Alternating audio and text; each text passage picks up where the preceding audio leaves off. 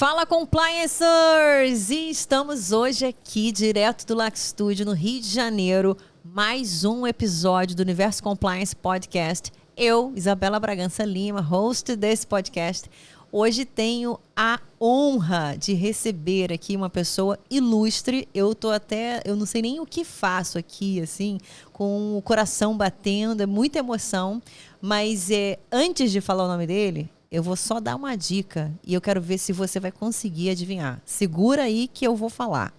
Ele que é... Não vou falar a função dele atual, porque senão vocês já vão matar. Mas ele foi promotor de justiça do Ministério Público do Espírito Santo, ex-secretário de Controle e Transparência do Estado do Espírito Santo, líder do Comitê de Integridade da Rede Brasil do Pacto Global da Organização das Nações Unidas, a ONU. Ele é professor da Link School of Business e da Faculdade de Direito de Vitória, doutor pela Universidade Nova de Lisboa e autor da obra Integridade Governamental e Empresarial. Dentre muitas outras coisas, eu pedi para ele resumir, me dar uma mini bio. A mini não estava nem encaixando aqui na plaquinha do Universo Compliance Podcast. Mas foi diretor de governança e conformidade da Petrobras. Eu acho que você já vai começar a adivinhar quem é. E hoje ele é diretor executivo, ele é o Managing Director da FTI Consulting em São Paulo. Ele é o Marcelo Zenker. Zenker, seja muito bem-vindo ao Universo Compliance Podcast e para mim é uma honra receber você aqui hoje. Obrigado, Isabela. A honra toda minha. Você só esqueceu de colocar no alto do meu currículo a nossa amizade, o carinho que eu tenho por você, a admiração que eu tenho pelo teu trabalho. Então a honra em estar aqui hoje é toda minha. É verdade. Nós somos membros do Compliance Mastermind da LEC, nossa família LEC, né, da Legal Ethics and Compliance. Acho que quem vive o que é esse grupo começa a entender o que verdadeiramente é missão. Missão que eu desempenho ali, única e exclusivamente voltada para aprender, porque ali todos são fantásticos, cada um melhor do que o outro, então ali a minha atividade é só de contemplação para eu poder aproveitar ao máximo. Gente, o Zenker, ele é modesto. A gente vai perceber ao longo desse papo, que antes aqui nos bastidores ele já começou a me abrir aqui algumas coisas que eu falei, Zenker, peraí, você vai ter que falar, esse podcast vai ser longo, mas não vai ser longo não. E eu já falei para ele que ele vai voltar outras vezes, vamos ter outros episódios, porque realmente... Professor, né? Professor tem muita história para contar. E aí eu lembro que eu trabalhei com um Abrantes que ele falava, Isa, tem que conquistar a mente e o coração. E aí é um pouquinho sobre isso, né, que a gente vai falar. O professor, ele tem que inspirar os alunos. Porque se ele única e exclusivamente passar uma mensagem de caráter teórico, que entra por um ouvido e sai pelo outro, ele jamais vai exercer efetivamente a missão dele como professor. Tem que entrar por um ouvido, tocar no coração, e aí pode até sair pelo outro, mas vai ficar para sempre. Aprende, né, Zenker? E aí, assim, o papo hoje está muito rico, mas não vai perder aquela dose de humor que eu falo que o Universo Compliance está começando a trazer assim, alguns quadros interessantes e a gente quer comunicar de um jeitinho diferente, quer comunicar o Compliance como nunca ouvimos. Então, trazemos aqui alguns quadros e hoje vai ter um quadro novo, que eu já conversei com o Zenker aqui, vou querer saber se ele topa mais à frente, então acompanha ao longo da conversa que a gente vai ver que quadro é esse, mas envolve um pouquinho a galera do cinema e a gente vai trazer aqui alguns elementos da sétima arte. Vamos ver se combina falar de realidade público-privada, Zenker, trazendo esse contexto do cinema, até porque com o cinema a gente consegue... Falar de filme é bom, né? Falar de filme é bom...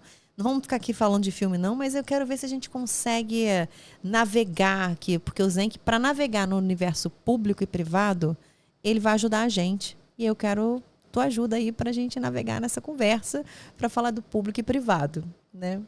Conversa 360 graus, né? Porque começa no poder público, 100% público, depois eu passo por uma estatal, que é o universo público-privado, tem as vantagens e desvantagens do setor público e do setor privado.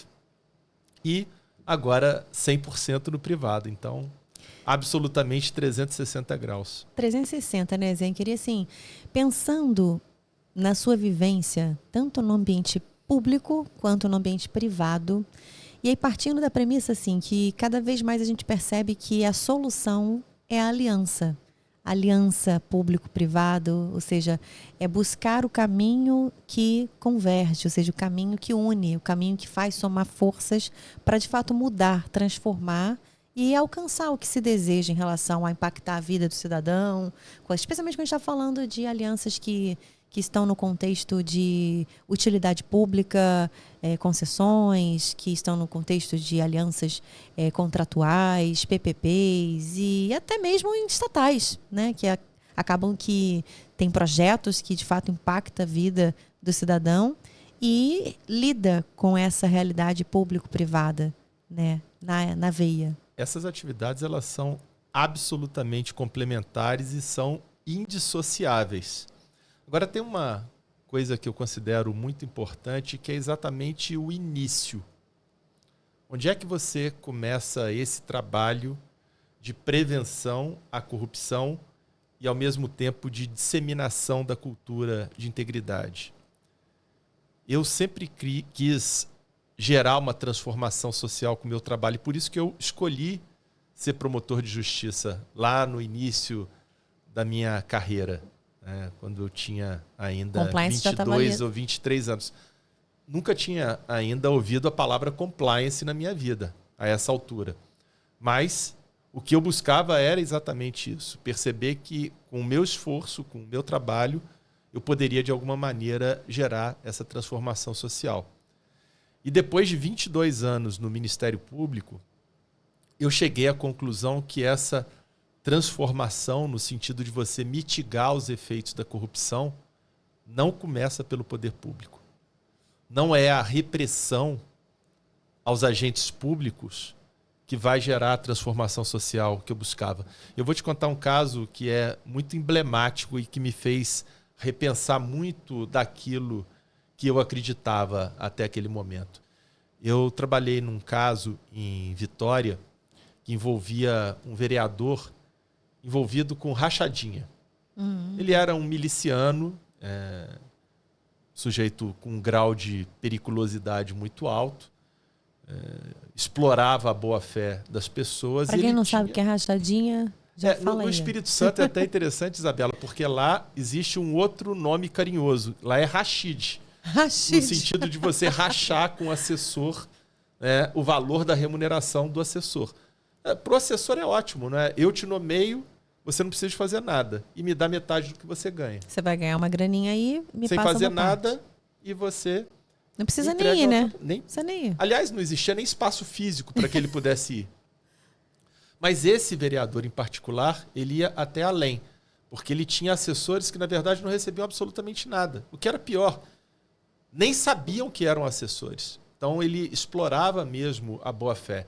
Tinha um caso de uma senhora, durante a investigação isso ficou demonstrado, ele deixou os documentos dela com esse vereador e ele utilizou os documentos dela, que buscava aposentadoria, veja, olha, deixou com o vereador os documentos para ele auxiliá-la a alcançar a aposentadoria. E ele pegou esses documentos e colocou ela como assessora dele. E recebia mensalmente todo o valor.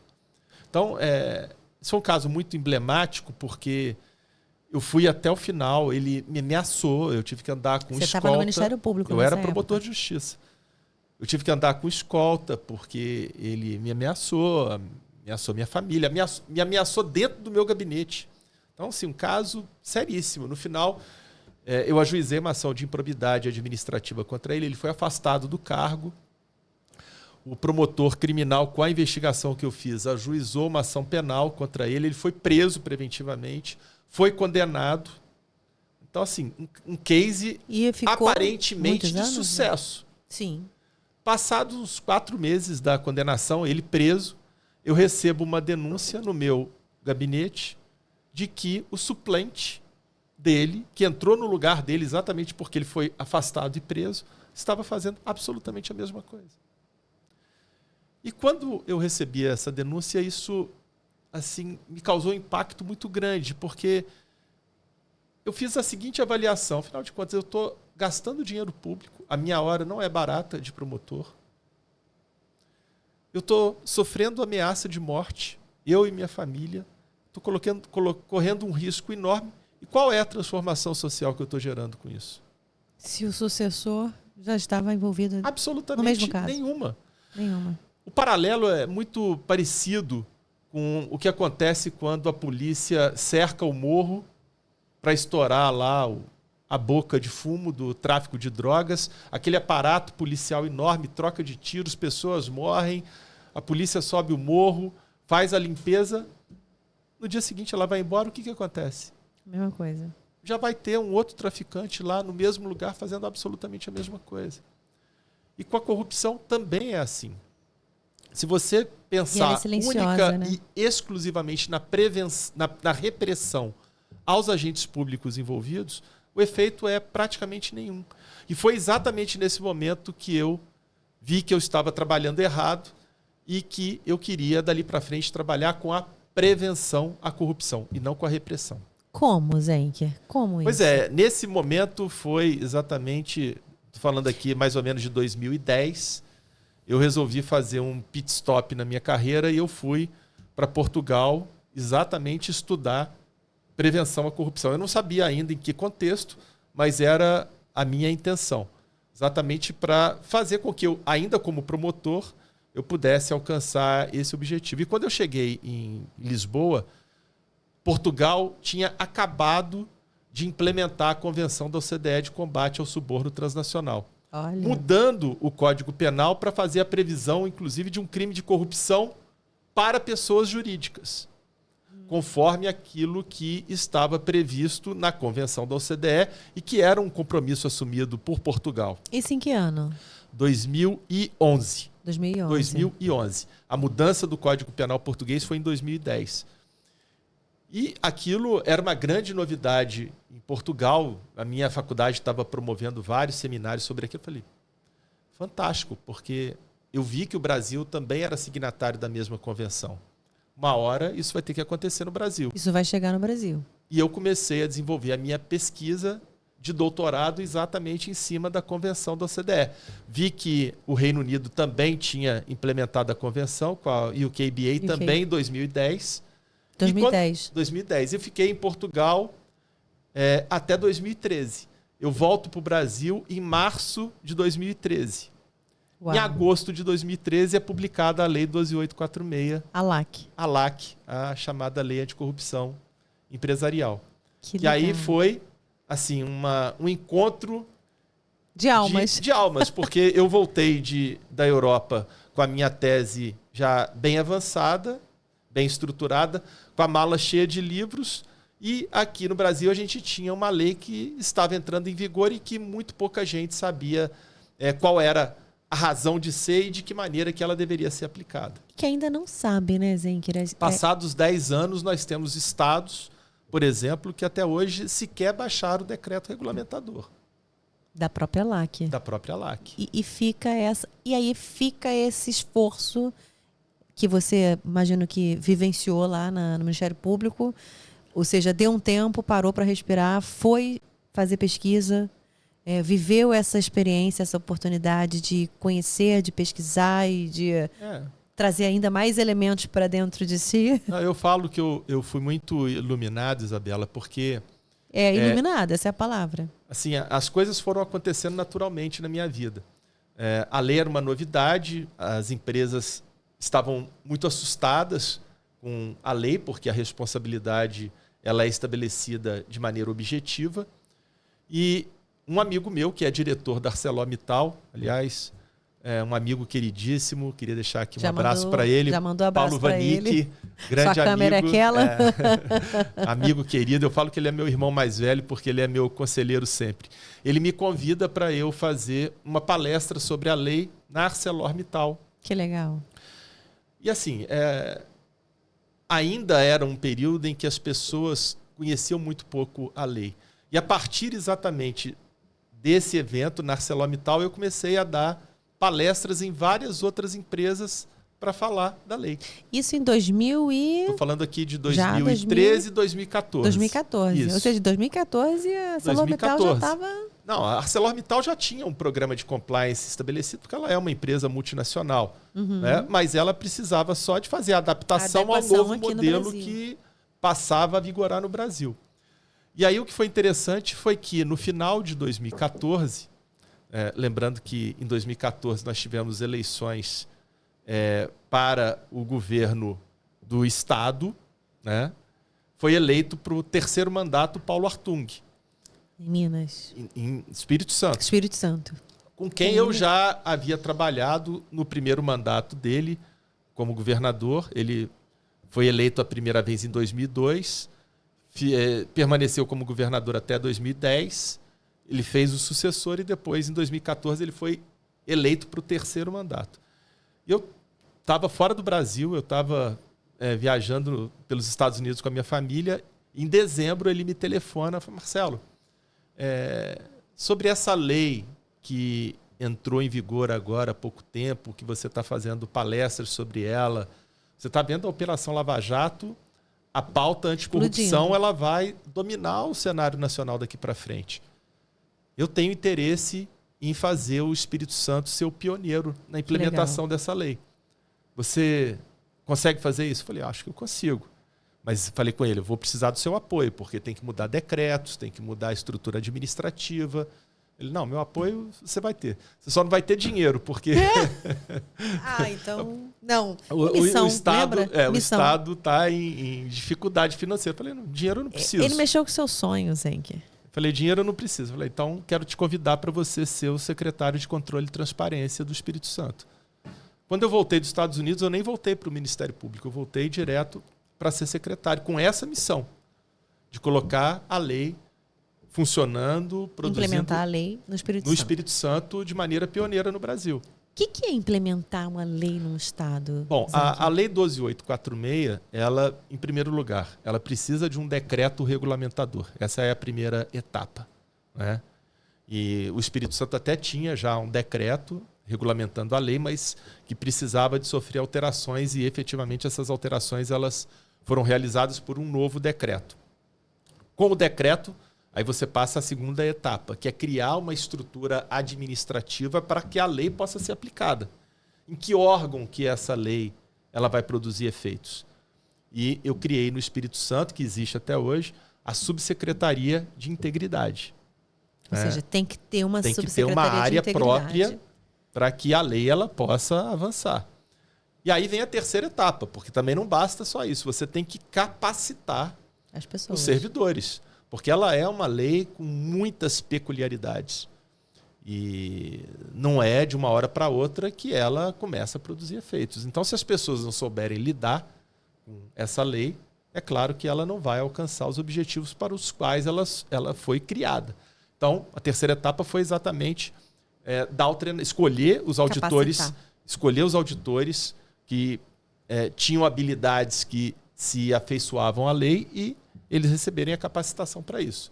E feito isso, a lei ela começou a emplacar no Espírito Santo, e o Espírito Santo foi o primeiro estado do Brasil a abrir um processo administrativo de responsabilização. Eu, quando era secretário, fui a primeira autoridade a aplicar a lei no Brasil, aplicando uma sanção contra uma empresa. E o Espírito Santo foi o primeiro estado do Brasil a inscrever o CNPJ de uma empresa no Cadastro Nacional de Empresas Punidas, que é o CNEP, da CGU. Até isso, comparando com todos os estados ou o Brasil todo? Brasil todo. Brasil todo. Brasil todo. Então ficou a primeira empresa pioneiro. Foi o estado pioneiro. E se tornou uma referência, porque os outros estados viram aquilo acontecendo, né? Isso foi noticiado na imprensa nacional, e vinham comitivas de outros estados para entender de que maneira que o Espírito Santo tinha operado exatamente a aplicação da lei. Exatamente porque o cenário era esse, era um cenário de Operação Lava Jato. Então, a lei produzindo efeitos, ela chamava muito atenção, e o Espírito Santo capitalizou isso muito bem, mostrando que era um estado organizado e que tinha por objetivo exatamente estabelecer um padrão ético dentro das políticas governamentais, das políticas públicas do Estado. Por exemplo, é quase um knowledge lab, né? Um laboratório, virou uma referência de pesquisa. Eu falo que a Lei 12.846 Muita gente fala, a lei entrou em vigor e a Operação Lava Jato começou, né? Nós tivemos que trocar o pneu do carro com o carro em movimento. Eu falo que nem foi isso. Eu acho que nós trocamos a turbina do avião com o avião em movimento, em pleno ar. Desafiador. Foi muito mais do que isso. Então, todos nós fomos aprendendo juntos. Mas eu tive muita vantagem, porque primeiro eu vim com a parte teórica toda já dentro da minha mala, porque eu vi o que Portugal fez para colocar a lei funcionando. Eu usei um pouco da minha experiência também de promotor e eu tinha o arcabouço teórico todo também à minha disposição. Então, tava tudo foi na um projeto, mente, né? E, além de tudo, encontrei uma equipe fantástica. Os auditores do Estado do Espírito Santo são excepcionais profissionais, compraram a ideia e a coisa funcionou muito bem. Então, agora, foi uma conjunção de fatores. Isso sem falar também do apoio do governador do Estado, porque sem vontade política você não faz nada. Não faz nada. Aí deixa o Estado que quer implementar e que ainda não tem, por exemplo. Eu vi Mas até... estados importantes da federação, Estados Bahia, importantes. por exemplo, não tem até hoje o decreto. É. A lei está em vigor há 10 anos. E tem uns que tem, mas eles não estão tem o conseguindo decreto, alcançar mas o ranking, né? Tem o decreto, mas não criaram a estrutura. Tem uns que têm o decreto, criaram a estrutura, mas não capacitaram os profissionais. Ou seja, Eu decreto, estrutura, capacitação. As 3 coisas são absolutamente indispensáveis. Eu agora, como advogado, trabalhei na defesa de empresas que estavam respondendo o processo administrativo de responsabilização e me deparei com vários processos desse tipo muito mal feitos, com várias nulidades. Aí o advogado que conhece bem a matéria, ele consegue anular o processo inteiro. Por quê? Porque os servidores públicos que estão à frente do processo administrativo de responsabilização não têm a capacitação necessária para colocar a lei em pleno funcionamento. Não tem a técnica, né? E aí faz errado. Às vezes o indivíduo não quer nem fazer errado, mas é falta de conhecimento mesmo. E tá tudo bem não conhecer. A questão é que tem que tomar a decisão de fazer, né? Não é culpa deles, claro que não. Agora, Zenker, aqui pensando assim, justamente essa sua navegar nesse ambiente público e privado, e aí eu acho que eu não sabia disso, que tinha partido de... Tem que ter uma motivação, né? Partiu de uma necessidade, ou seja, você estava no Ministério Público,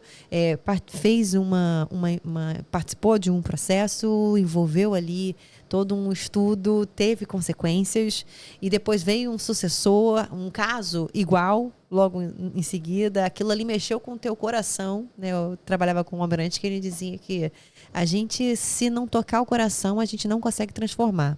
E aí você pegou o avião, foi para Portugal, estudou, ficou lá em imersão, em pesquisa. O Brasil vem a LAC no Brasil, ou seja, vem a Lei Anticorrupção no Brasil em 2013 e 2014 você já estava dando palestras sobre a implementação dessa lei. Hoje, 2024, a gente ainda encontra estados que não implementaram e encontra inúmeras... O Rio de Janeiro não é diferente, tá? Temos aqui no Rio, mas ainda não é só sobre capacitar, né? Tem a questão do comunicar, para poder justamente a gente conseguir mudar e fazer o camarada entender. Ou seja, fazer o indivíduo entender do que ele está falando. E aí, pensando assim, primeiro eu queria aproveitar o professor para saber tua opinião assim, de público e privado. O que para você é público e o que é privado? Nesse contexto de que a gente encontra assim, muitas angústias, a gente encontra empresas que são privadas, administração pública, e aí tira também a administração pública e empresas, ambiente mesmo, público-privado. Sob a ótica das políticas anticorrupção, eu acho que tem um paralelo que é muito interessante se você confrontar o empresário e o agente público. Porque o empresário, Isabela, ele não é um corrupto por natureza. O empresário defende a empresa que ele está à frente. Então, se o empresário ele está defendendo uma empresa cujo ambiente de negócios no qual ela está inserida é um ambiente corrupto, ele tem uma responsabilidade e que muitas e muitas vezes faz com que ele acabe aderindo às regras do jogo sujo. Agora, É inerente. Esse não é um desejo íncito ao empresário. Porque, convenhamos, o que ele quer é fazer com que a empresa gere lucro. E se o jogo é jogado dessa maneira suja e ele tem essa responsabilidade com a empresa e com todos os empregos que ele gera, ele até, talvez de uma maneira inconsciente, usando o auto-engano do Kant, ele justifique essa conduta. Afinal de contas, se eu não fizer isso, a minha empresa quebra. Agora, para ele seria muito melhor, isso está demonstrado por uma série de pesquisas, que o ambiente de negócio fosse um ambiente absolutamente íntegro. Por quê? Porque ele poderia competir com os concorrentes em qualidade do produto ou do serviço, em preço do produto ou do serviço, e a margem de lucro ela seria muito maior. Então eu tenho certeza que se for feita uma enquete com os empresários competentes que têm vocação para seguir a carreira de empresários, todos eles vão defender que eles estão absolutamente com o desejo, a vontade de inserirem um negócio no ambiente íntegro. Qual é o empresário que prefere um ambiente corrupto? O que oferece um produto ou um serviço de péssima qualidade e quer ter uma margem de lucro altíssima. Agora, fazendo um parênteses, o que é corrupção? Pois é. Essa é uma... Eu queria antes só fazer um complemento aqui pelo lado do agente público. O agente público não. Esse sim, ele muitas e muitas vezes ele traz a corrupção já até na sua própria essência. Ele às vezes senta na cadeira de agente público pensando em se locupletar e não em defender o interesse público. Ele já quer tirar vantagem. Ele quer tirar vantagem, ele não está pensando em momento nenhum em desenvolver políticas públicas que vão melhorar a qualidade de vida da população. Ele está pensando ali absolutamente em se enriquecer. Como é que ele vai ganhar dinheiro? Naquele período que ele vai ficar ali diante daquele cargo. Então, se você tem dois profissionais, que na verdade um não existe sem o outro. Não existe o agente público corrupto se não houver o empresário corrupto. Nós temos que atacar qual dos dois? A gente tem que tratar pelo lado do empresário. É mostrar para ele que é dentro da empresa dele que nós vamos conseguir gerar uma transformação social. Da mesma maneira que não existe o traficante sem o usuário, não existe o agente público corrupto sem o empresário corrupto. Sim, então a empresa, perfeito, ela exerce a função social dela primariamente no momento em que ela implementa políticas adequadas de natureza corporativa que fazem com que o empresário consiga alcançar um resultado positivo em favor do próprio negócio de maneira absolutamente correta. Perfeito. Acho que mostra exatamente que a lá que veio, o legislador trouxe ali uma voz de integridade, né, no contexto da norma. E não é abstrato. Porque não é abstrato. Não é abstrato, porque a Convenção da OCDE de combate ao suborno transnacional, ela está escorada em experiências exitosas de países que conseguiram mitigar os efeitos da corrupção. Um exemplo clássico que eu até uso muito no meu livro e que foi utilizado inclusive como base é Integridade governamental e empresarial. Nesse livro. Singapura, na década de 70, era um país mais atrasado e muito mais corrupto do que o Brasil é hoje. E passados 50 anos, se você olhar para Singapura, é uma ilha de prosperidade e está entre os 5 países hoje com os melhores índices de percepção da corrupção, segundo o ranking da Transparência Internacional. E o trabalho em Singapura foi feito por que ângulo? Pela repressão à corrupção? Não. Foi feito exatamente com a disseminação da cultura de integridade e a prevenção da corrupção no âmbito empresarial. Ou seja, capacitação, comunicação, prevenção. Mostrando aos empresários que eles poderiam perfeitamente evoluir, fazer com que as suas empresas pudessem prosperar, mas usando práticas absolutamente corretas e distantes da corrupção. Maravilhoso, até porque tem a gente vai ter um quadro que aí tem uma situação que eu trago ali que eu falo exatamente que eu quero ouvir a tua sua avaliação, ou seja, para o empresário que ainda não se adequou. Ou seja, o empresário que ainda não entendeu por que ele precisa ter um programa de compliance profissional. Às vezes eles acham caro ou barato, não importa preço. Nesse aspecto, para o empresário sempre vai importar o preço. Até porque, vamos combinar, né, Zenker? Não tem almoço grátis. Tudo o empresário vai computar no preço do produto que ele tem. Porque, como ele diz, Isa, eu não sou uma instituição sem fins lucrativos. Eu preciso produzir. Eu tenho produtos, eu preciso de eficiência, eficácia, efetividade. E eu já entendi que é essencial para mim. O bom empresário, ele fala, é essencial que eu consiga transmitir a ética e a transparência do meu negócio. Mas cada vez mais os controles estão maiores e isso tem inviabilizado cada vez mais o negócio. Que você, para esse empresário que está com essa mentalidade, o que você diria? Ou seja, é possível, talvez ele esteja equivocado, de repente, gosto de podcast porque é a hora da gente meditar, refletir e botar esse camarada para...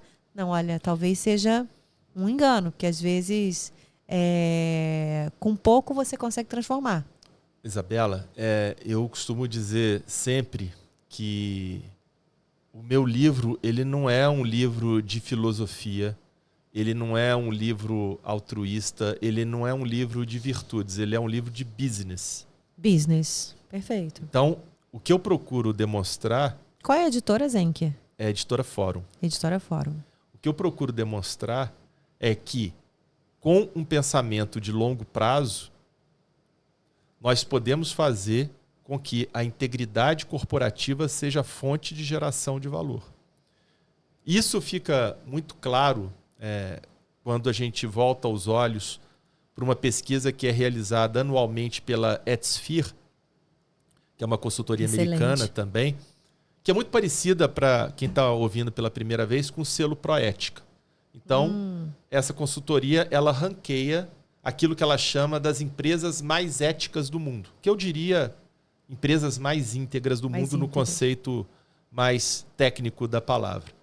Mas ela dá um passo além do selo Proética, porque ela faz uma comparação com os resultados de mercado. Então ela traça uma linha média da lucratividade das empresas de um modo geral e traça uma outra linha média das empresas por ela ranqueadas como sendo as empresas mais éticas. E a linha média das empresas que participam desse ranking, ela é muito superior à linha média do mercado em geral. O que mostra que alocar recursos em integridade corporativa não é uma despesa, é um investimento. Então, é isso que eu procuro mostrar para os empresários. Eu não estou aqui só tocando em valores, só tocando em questões relacionadas a virtudes. Eu quero que o seu negócio gere mais lucro.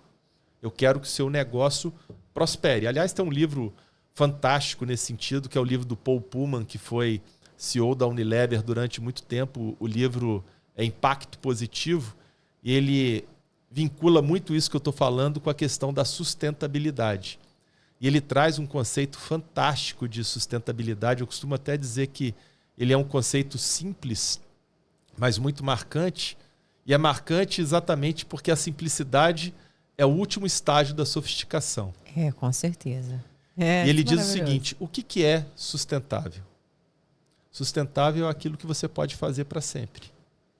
E a única coisa que você pode fazer para sempre para manter uma empresa de pé, manter a empresa perene, manter a empresa sólida, manter a empresa firme com um olhar de futuro, é agir corretamente. Porque se você se envolve em práticas ilícitas, isso pode até dar certo a curto prazo. Você pode até alcançar resultados interessantes a curto prazo, mas não vai se manter de pé, não vai ser sustentável. Aliás, eu fiz agora o curso para conselheiros de administração pelo IBGC, e a nossa turma estava discutindo sobre a agenda de futuro, a pauta da agenda de futuro dos conselhos, né? E qual seria a agenda 2030, né? 2040. E ética não sai dessa agenda. Com tanta mudança, muitas profissões que saem, inclusive de cena, né? Ou seja, contratações que as empresas já não mais farão, profissionais que não mais sentarão à mesa. Agora, ética continua na pauta. Talvez não vai... Desde que o mundo é mundo, já se estuda sobre ética, humanidade e ética, né? São dois elementos que não vejo. A gente pode ter a tecnologia que for, pode ter a evolução que for, não consigo ainda ver essa agenda saindo de cena. Na verdade, a agenda que aparece de uma maneira cada vez mais premente é a agenda da integridade corporativa. Não só a integridade corporativa, mas também a integridade pública. Que é a agenda mais recente, inclusive, da OCDE. A gente tem visto, inclusive, mudanças na própria legislação brasileira para atender às recomendações do Conselho da OCDE, porque o Brasil tem explicitamente a intenção de se tornar um país membro da OCDE. Mas para se tornar um país membro da OCDE, precisa de implementar, obviamente, as recomendações do Conselho da OCDE. E hoje, as principais recomendações do Conselho da OCDE estão vinculadas a uma agenda de integridade corporativa. Não é à toa que o decreto regulamentador, o novo decreto regulamentador da Lei 12.846, que é o decreto 11.129, trouxe lá no artigo 56, inciso 2º, a cultura de integridade como sendo um elemento do programa de integridade. Isso é uma inovação forte, né? Na nossa legislação, mas que atende explicitamente uma recomendação do Conselho da OCDE. Assim como nós também tivemos ano passado a edição do decreto 11.529, que cria um sistema de integridade público para a administração pública federal. Isso também para atender recomendações do Conselho da OCDE. Eu tive a honra de participar do grupo de trabalho que elaborou a resolução número 410 do CNJ, de 2021. Importante. Que cria sistemas de integridade para o Poder Judiciário. Aliás, agora, aproveitar para fazer aqui uma propaganda rápida, nos dias 17 e 18 de outubro, nós vamos ter um congresso internacional de integridade pública promovido pelo Tribunal de Justiça do Paraná. Olha, que legal. Exatamente porque o presidente do Tribunal do Paraná, que é o desembargador Keppen, ele foi conselheiro do CNJ à época em que essa resolução ela foi elaborada. Ele era, inclusive... Qual o número, Zenker, da resolução? Resolução número 410 de 2021 do CNJ. 410, galera, anota aí, porque já é a dica do Zenker, hein? E o desembargador Keppen, como ele coordenou os trabalhos desse grupo de trabalho, ele é um entusiasta, um defensor da integridade pública. Ele implementou um programa de integridade público no Tribunal de Justiça do Paraná e ele agora vai oferecer ao público esse congresso internacional. Inclusive, eu estou ajudando ele a organizar. Um dos palestrantes vai ser o Robert Chesnut, que foi o Compliance Officer do Airbnb. Ele tem um livro fantástico cujo título é Integridade Intencional. É um outro livro espetacular, cuja leitura é absolutamente indispensável. Nossa, esse daí... Fala de novo, integridade intencional. Já publicou? Não, inclusive ele está... Assim, spoiler?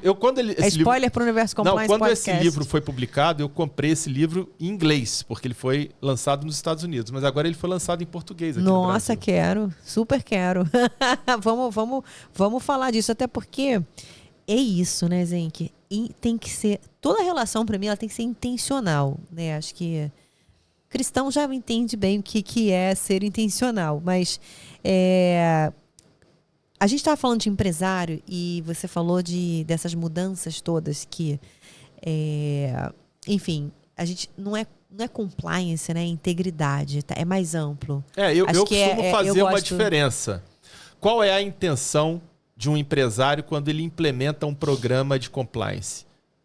Evitar que aquilo que é errado aconteça dentro da organização. E por que ele quer evitar práticas ilícitas? Porque ele sabe que, se por um acaso houver ali a prática de um crime de corrupção, ele pode sofrer um processo administrativo de responsabilização, ele pode ser responsabilizado e vir a pagar uma multa que pode chegar a 20% do faturamento bruto da empresa. Ele vai ter um impacto reputacional que pode abalar profundamente o negócio. Então, ele implementa um programa de compliance exatamente para evitar esse tipo de irregularidade no âmbito da organização. Ou seja, então, mitiga risco. É por isso que a gente vê como elementos de um programa de compliance, treinamento, código de conduta ética, controles internos, due diligence, e vai por aí afora. O objetivo é exatamente evitar práticas ilícitas. Due diligence dá um podcast, né? Só para falar de due diligence. Aliás, vem aí a Lei Europeia de Integridade na Cadeia de Fornecedores, que vai fazer com que a due diligence seja, talvez, a ferramenta mais importante de um programa de integridade doravante. Até porque tem muitos segmentos. Esse sim poderia ser um tema para um outro podcast. Esse é um podcast. Só falar da Lei Europeia de Integridade na Cadeia de Fornecedores. E porque acho que aí o empresário, não importa o setor, ele pode ser da moda, ele pode ser de qualquer segmento, especialmente do varejo, que contrata muito fornecedor, e eles são demandados para cumprir requisitos de ética na cadeia de suprimentos, né? Então, você tem técnica para isso. E aí, você falando agora dessa nova resolução?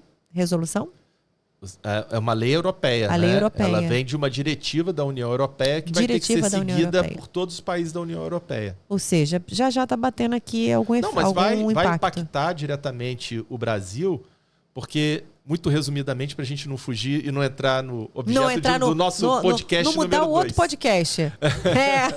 Mas é porque, no final das contas, quando o empresário, quando fala compliance, ele sempre associa a regra, obviamente, e a limitações. E eu queria, assim, com esse conjunto todo, né, de reflexão que você trouxe aí pra gente, como é que você vê nesse ambiente público-privado, né? Ou seja, essas pontes, esses escudos, barreiras, transformando em pontes, ou seja, evoluindo para pontes realmente que faça esse ambiente de transformação.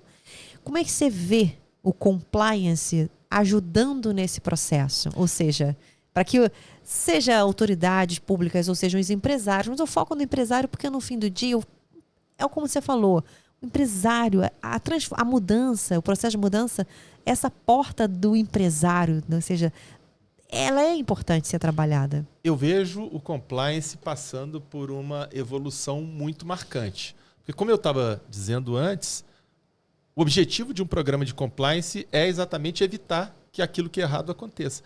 Isso traz uma quantidade de impactos muito grandes para a organização. Por exemplo, é muito mais fácil para a área de compliance dizer não para uma contratação. Porque se ela diz não, ela fatalmente está evitando aquilo que é errado. Mas será que isso é bom para o negócio? Para a área de compliance, é muito melhor trabalhar com a repressão aos colaboradores, aplicando sanções muito rígidas.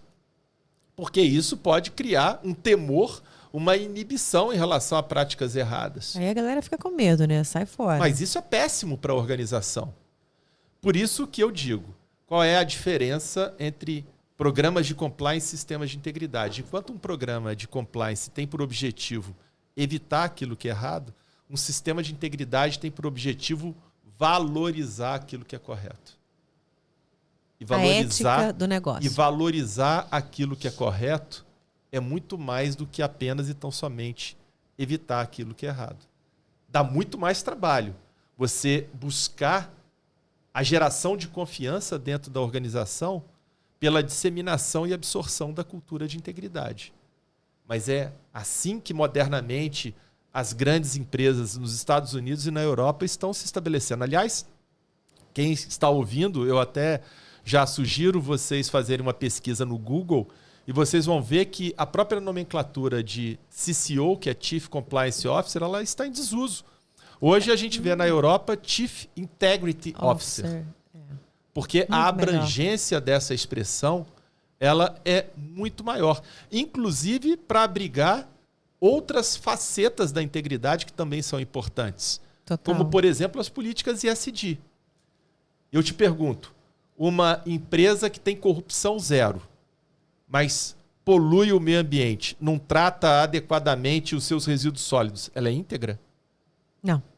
Uma empresa que tem corrupção zero, mas é leniente com a sua cadeia de fornecedores e aceita trabalho escravo, trabalho forçado, trabalho infantil para diminuir o custo, é íntegra?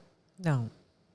Isso mostra muito bem que o conceito de integridade ele é muito mais abrangente, é muito mais largo do que apenas e tão somente aquele vinculado a políticas anticorrupção, como a gente tem vinculado ao compliance. Exato. Na integridade, a gente tem que dar passos adiante, porque o objetivo final de um sistema de integridade é fortalecer a reputação da organização. E isso daí é ouro, né, Zenker? Eu lembro que eu tive uma chefe, eu trabalhei numa multinacional suíça, e quando ela falava compliance, eu falava integridade, né? Falava, olha, o legislador no Brasil, na minha opinião, ele foi muito bem quando ele usou programa de integridade, né? Pensando na palavra integridade.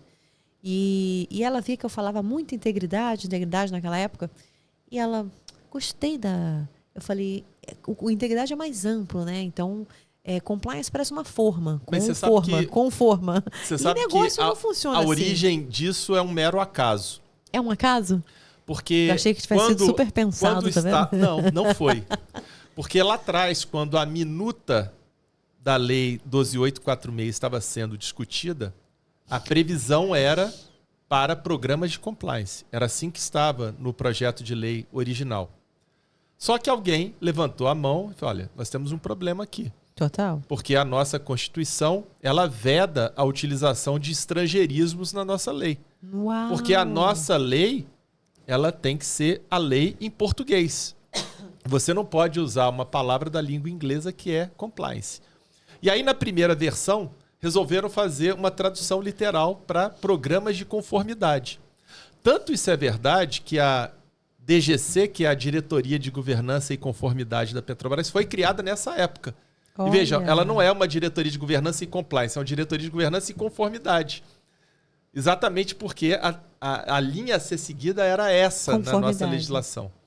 Mas conformidade no ambiente público não é uma fica palavra que o brasileiro lide bem. Não é uma palavra muito comum. Ia cair para qualidade também, né? E conformidade, afinal de contas, o que é isso, né? E aí, alguém, já ouvindo ecos que vinham da Europa, falou, olha, na Europa está se falando também em programas de integridade. Vamos usar, então, programa de integridade. Então, no final do dia, o que acabou acontecendo? Nós tivemos uma lei e depois também o decreto regulamentador, o primeiro, que é o 8.420, usando a expressão programa de integridade para tratar de programa de compliance. Verdade. Essa correção ela só foi feita agora com o decreto 11.129, que trouxe como elemento de um programa de integridade a cultura de integridade, o que não existia antes. Antes não tinha a palavra cultura. Não existia. Esse era um elemento é o foco, absolutamente... Né? É o elemento principal do programa de integridade e ele não fazia parte da estrutura de um programa de integridade brasileiro. A gente conversa com empresários que já são mais maduros, né? Especialmente no sistema de gestão dos seus negócios. Se a gente chegar com muito programa e não falar cultura, ele nem te dá ouvido. Até porque ele vai falar, vou botar na minha empresa familiar. Normalmente são empresas históricas que tem a história do tataravô pro bisavô, pro avô e para a geração atual, empresas familiares. E você... Isabela, o cara conhece o negócio dele. A palavra integridade, ela tem um apelo corporativo muito forte. Se você colocar debaixo do braço um projeto de implementação de um programa de compliance anticorrupção, se você oferecer para um conselho de administração, para uma diretoria executiva, um treinamento de compliance anticorrupção, todo mundo vai virar a cara para você, ou no mínimo vai torcer o nariz. Porque não é algo que hoje em dia seja direcionado para o negócio da empresa. É uma coisa que, talvez até pelo fracasso da Operação Lava Jato, tenha ficado, de uma certa maneira, estigmatizado. Agora, se você colocar debaixo do braço um projeto de integridade corporativa, se você oferecer um treinamento de integridade corporativa para o conselho de administração, para a diretoria executiva, eu vou garantir a você, as portas elas se abrem e eles prestam atenção naquilo que você está dizendo, porque eles sabem que isso é absolutamente vital para o negócio. E aí fica próspero, né? A gente até... A mente muda. Sabe por quê? Tem uma coisa interessante que eu sempre notei. Nós aqui, brasileiros, nós temos um costume muito ruim de usar as expressões sempre pelo viés negativo. Verdade. O crime não compensa. Não é uma expressão que a gente está sempre usando. Falando. Nunca ninguém disse a integridade compensa. E a palavra política anticorrupção, por isso que eu também não gosto... Política, né? Não, eu não gosto da nomenclatura lei anticorrupção empresarial. Em primeiro lugar, ela não usa a palavra corrupção em nenhum artigo. Em segundo lugar, ela não tem viés repressivo. Em terceiro lugar, ela não é voltada só para a empresa, ela é voltada para pessoas jurídicas de um modo geral. Por isso que no meu livro eu chamo, inclusive, a 12846 de Lei de Integridade das Pessoas Jurídicas. Porque aí sim a gente alcança a sua devida conotação, o seu real objetivo. Seria a LIPJ. Ia deixar de ser LAC. Bom, eu acho que daqui a 10 anos eu vou estar fundando um hub de inovação LIPJ. Não vai ser mais LAC. Mas é essa hub. Sigla que está no meu livro. Depois, se você for consultar, você vai ver. LIPJ. Ó, daqui a 10 anos, daqui a 5 anos, quem sabe, eu vou ter o LIPJ. Não é muito sonoro como LAC, né? LAC é sonoro, né? Eu brinco. Eu tenho um laquinho que eu falo, Zenker, que falar de compliance para adulto, cara, ok, é mandatório. Mas se a gente não...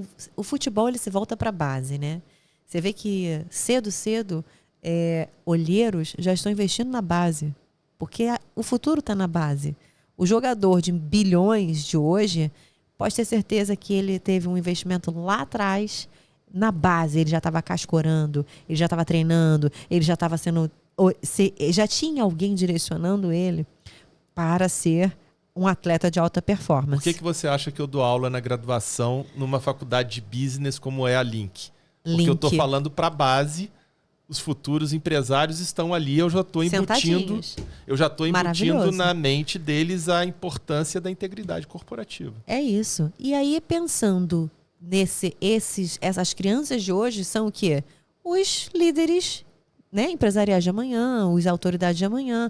Então a brincadeira era assim, que lá que não seja a sigla de uma lei, mas que seja o símbolo de prosperidade, né? O símbolo que de fato traz carregado mudança, transformação, sonhos, né? Como você foi lá para Portugal, pegou o avião, porque você ficou diante de uma situação, constatação da realidade, né?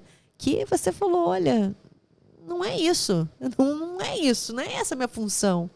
Então, agora vamos para o quadro Divertidamente, porque no fim do dia tudo é uma questão de mente. E aí, se a gente não trabalhar um pouquinho com emoção nesse ambiente público-privado, né, Zenker, a gente morre de tédio. Então, eu imagino que você, com a experiência que tem, primeiro eu quero saber se você aceita o desafio. Topa? Claro que eu topo. Bora. Eu vou falar aqui algumas situações e eu quero que você me diga a emoção que vem à mente. Lembra? Raiva, medo, tristeza, nojinho e alegria. Você viu o filme? Eu vi o filme. A gente tem 5 emoções. Raiva, tristeza, alegria, medo e nojinho. Nojinho pode ser aquela coisa que você fala assim, cara, eu tenho nojinho disso. Tipo, nojinho, como você teve, eu tenho nojinho de ter me deparar diante de um segundo caso de algo que acabou de ser preso o indivíduo porque ele estava fazendo rachadinha, mas o sucessor, não satisfeito, também estava fazendo. Isso é raiva, né? Isso não dá nem para ter raiva. Esse seria raiva. Então, bora. A primeira situação aqui é a seguinte, você está numa situação pública, de negociação pública, é uma negociação, e você percebe que a parte privada ela não entende o compliance.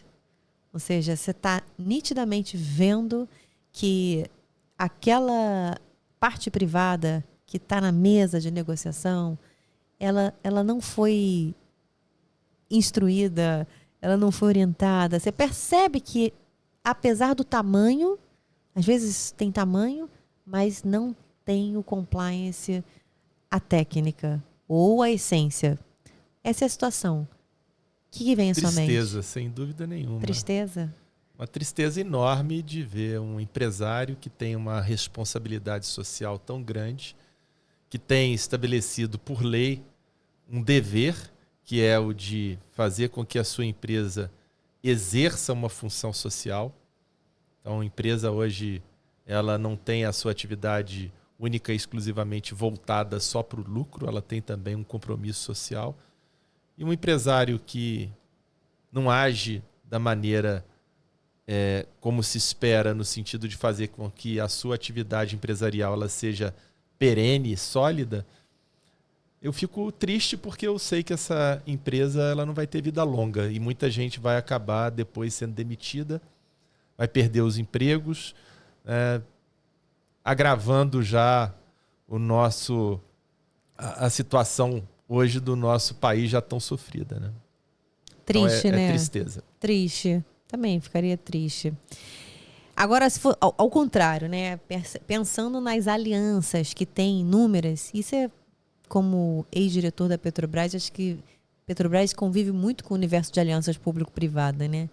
E aí que você vê que a aliança, não só a organização pública e a privada, mas a aliança, ela tem o conceito, ela conseguiu implementar o programa, o sistema, talvez esteja até evoluindo, como você falou, né, de programa para sistema. Ou seja, essa aliança, qual é a emoção que vem à sua mente? Alegria total, né? E muita gente até fala comigo, o que você defende deu certo fora do Brasil, mas aqui no Brasil não daria certo. Olha para o Espírito Santo. Na virada do milênio, era um estado profundamente corrupto, era um estado com um índice de criminalidade altíssimo, era um estado endividado, era um estado com as contas no vermelho. Hoje é um estado com índice de desenvolvimento humano altíssimo, é um estado com as contas profundamente organizadas, é nota A do Tesouro Nacional já desde 2015. Tá bem no é ranking? O único estado do Brasil que tem fundo soberano, os royalties do petróleo, é até um exemplo bom para o Rio, não entram no Caixa Único do Estado, eles vão para um fundo que é voltado única e exclusivamente para situações excepcionais previstas na Constituição do Estado do Espírito Santo.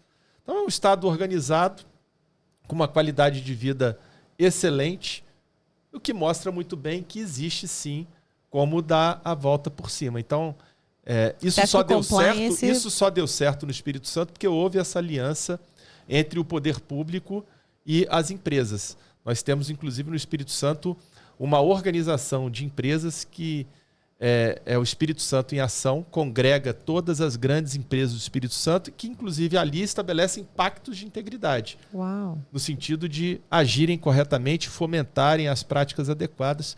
Tenho grandes amigos lá, inclusive deixo Isso é uma aqui ONG? um abraço. Não. É uma associação empresarial. Uma associação empresarial. Sem fins lucrativos. Sem fins lucrativos. Espírito Santo Única em e Ação. exclusivamente para fomentar boas práticas empresariais. Incrível. Isso é algo que eu acredito que leva à mudança. Então, vejam, aconteceu num estado da federação profundamente corrupto, profundamente desorganizado, profundamente cheio das rachadinhas do passado. Com problemas, com crime organizado, com desembargadores sendo presos, com o presidente da Assembleia sendo preso, com o governador ameaçado de impeachment, com deputados presos. Isso aconteceu no Espírito Santo e hoje o Espírito Santo é um estado que é exemplo para o restante da federação. Agora vamos para aquela situação em que você recebe um feedback negativo, que não estava sendo esperado, sobre um projeto que você trabalhou assim, perdeu noites de sono, trabalhou arduamente. Olha, Isabela, eu sou muito receptivo a críticas, porque são as críticas que fazem com que a gente possa aprender. Então, eu não fico com raiva, eu não fico decepcionado, eu sempre extraio das críticas lições que nós devemos aprender, né? Existe até uma referência que eu uso até nas minhas aulas na faculdade, né? Muita gente fala, né? Sometimes you win, sometimes you learn. Yeah. Então, sempre de uma crítica ou de algum projeto de insucesso, você vai extrair um aprendizado e da próxima vez você vai fazer melhor. Então, isso tem muito a ver com resiliência e plasticidade. Aliás, eu li um livro agora recentemente fantástico do Rodrigo Ubner Mendes. Ele é um cara assim absolutamente diferenciado pelo trabalho que ele realiza. Ele tomou um tiro na nuca quando ele tinha 18 anos e ficou paraplégico. Uau. E muita gente defendia para ele o conceito de resiliência, no sentido de você ser forte e seguir adiante, continuar fazendo as mesmas coisas. E ele diz assim, não, eu não tenho como continuar fazendo as mesmas coisas, eu não posso mais andar. Então, quando você usa a expressão resiliência, o material resiliente é aquele que sofre o impacto e volta ao seu estado original. E ele disse o seguinte, não é o que eu tenho que ser é ter plasticidade. Maravilhoso. Porque isso. eu sofro o impacto, eu vou ficar deformado, mas eu vou continuar exercendo a mesma atividade que eu exercia anteriormente com um novo formato. Nossa, então plasticidade que vai muito além da resiliência. E eu sou um pouco assim, eu gosto de receber crítica, de receber... Aliás, eu gosto mais de debater com pessoas, né, que discordam de mim, porque das duas uma, ou eu vou melhorar meus argumentos ou eu vou mudar de opinião. Isso é fantástico, é um aprimoramento da própria pessoa humana. Né? Eu tinha um chefe que falava, né? Toda unanimidade é burra, né? Ele repetia aí a frase a unanimidade é burra. Então, mas eu gostei muito disso, plasticidade. Eu me vi agora diante da minha atual fase de vida, em que não é sobre... Às vezes eu escuto, Isa, você é resiliente. Não é resiliente. Não volta à situação anterior. Né, quando a gente envolve no caso do luto, mas é sobre plasticidade. Sim. É sobre talvez eu trazer a nova novas Isabela formas. Depois do impacto que sofreu, continuando a realizar atividades, talvez repetindo e às vezes até fazendo outras de uma maneira melhor, mas com um formato diferente. Um formato diferente. E o erro também ensina muito, né? A qualidade do erro, eu li um artigo uma vez sobre isso e eu lembro que o erro que transforma. Não, eu até me lembro uma vez, eu falando sempre sobre integridade, e uma pessoa que estava me ouvindo no final falou assim, você fala tanto de integridade, você não faz nada errado, você não erra nunca. Eu falei, eu erro o tempo todo, eu erro muito mais do que eu gostaria. Integridade não é sinônimo de perfeição. Agora, qual é a diferença? A diferença é que a gente erra tentando acertar. É isso. Jamais conscientemente. Aliás, isso daí, outro dia tinha Gente, olha só, eu sou o chefe da integridade na empresa. Erro pra caramba, né? Eu erro todo dia. Eu não sou santo. O indivíduo falava, calma aí, eu sou humano, eu sou uma pessoa, eu também tenho falhas, eu sou um profissional. Então, acho que quando você começa a ganhar a confiança do time da operação, é quando ele começa a ver que você é humano tanto quanto ele, erra e acerta e falha, né? E aliás, sozinho ninguém faz nada, né? Sozinho ninguém faz nada. Bom, agora eu vou dar uma pelada aqui para a infância. Vou jogar aqui para a infância, assim. Você tem isso quando alguma coisa acontece que remete à sua infância? Que vem na sua mente? É algo que você gosta? É algo que... Eu falar da minha infância e da minha adolescência, eu fui muito ligado à prática esportiva. Eu era atleta de natação. Você estava falando aqui. E talvez isso tenha feito com que eu desenvolvesse uma determinação, um compromisso em tudo que eu faço na minha vida. Então, eu procuro sempre fazer o melhor, ter exatamente essa responsabilidade em relação àquilo que eu me proponho a fazer e entregar aquilo que de melhor eu posso oferecer dentro das minhas limitações. Então, eu acho que a prática esportiva, né, você procurar desenvolver uma atividade de alta performance é uma lição que você traz para a vida toda. E ajuda como a gerenciar a crise? Claro que ajuda a gerenciar a crise, ajuda você a estabelecer meta, a estabelecer foco, a se concentrar naquilo que precisa de ser feito, a ter uma mentalidade de longo prazo, porque você sabe que não é treinando bem um dia que você vai ganhar medalha no dia seguinte, né? Então você tem que colocar o resultado adiante, saber que aquilo vai demorar a acontecer e é um dia após o outro, né? É você todo dia deitar a cabeça no travesseiro, olhar para trás. Hoje eu fiz o meu melhor. Quando eu era atleta, eu treinei da melhor maneira como eu podia e agora como profissional eu entreguei tudo aquilo que estava ao meu alcance. E falando de atleta, você vai jogar lá no Jogo pela Integridade? Pois é. Nosso querido amigo Roberto Armelin, um beijo aí pro Armelin. Nosso organizador desse evento fantástico, né? O entusiasmo dos atletas. O entusiasmo a gente fica preocupado em não querer atrapalhar o jogo, né, Isabela? Eu já logo trago a infância para a gente poder remeter, né, ao nosso elemento eu, pessoa, humana. E o atleta, né? Eu acho que o esporte ele molda caráter. E o caráter vem muito da construção da infância, né? Ou seja, essa nossa base. Até porque o caráter ele é muito moldado no sofrimento e nas derrotas, né?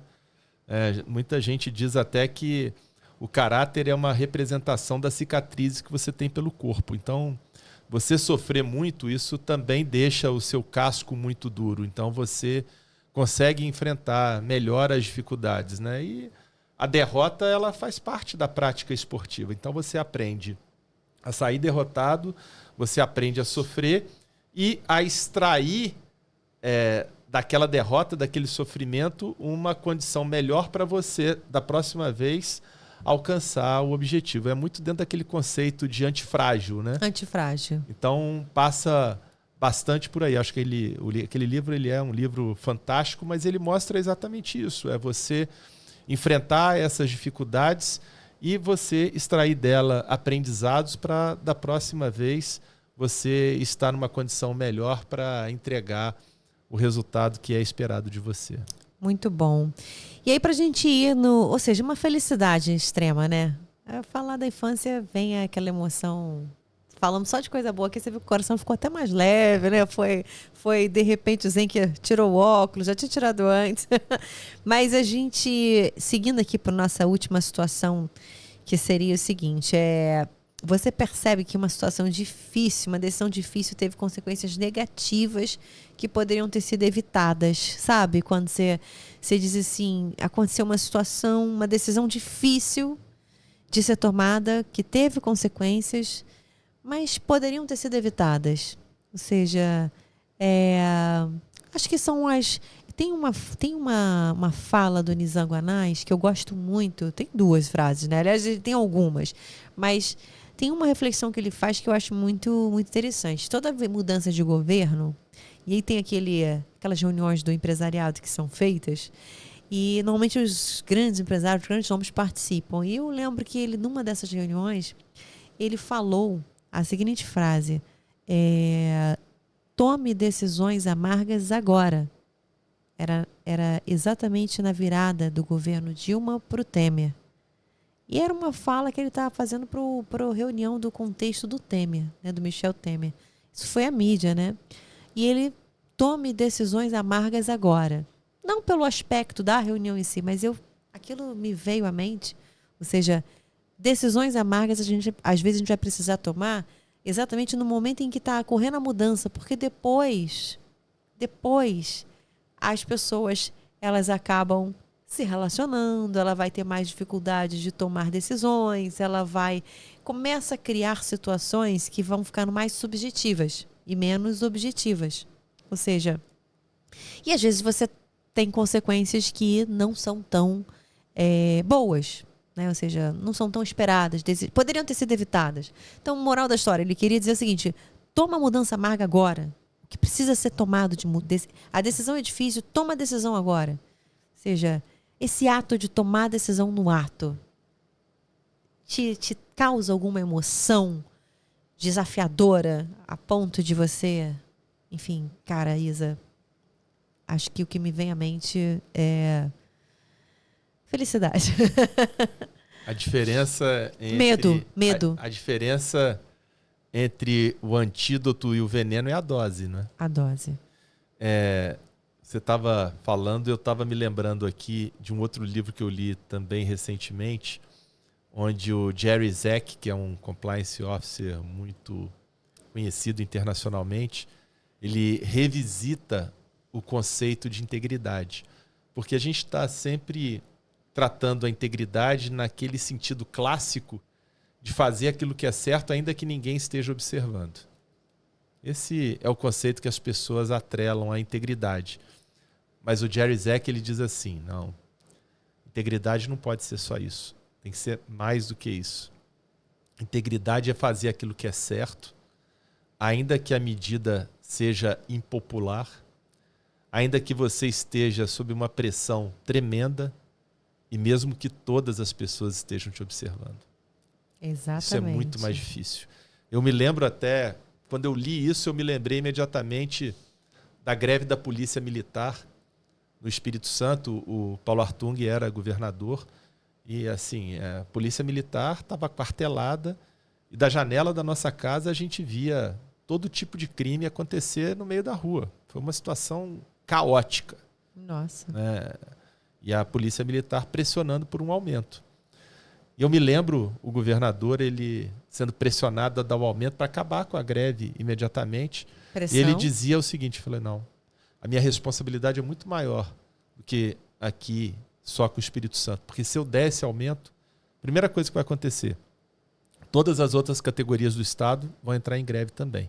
E o que é pior, se der certo uma greve da Polícia Militar, Nossa. Todos os estados da federação vão sofrer a mesma coisa. Catástrofe. Então a minha responsabilidade é de estadista. Eu tenho que pensar no todo.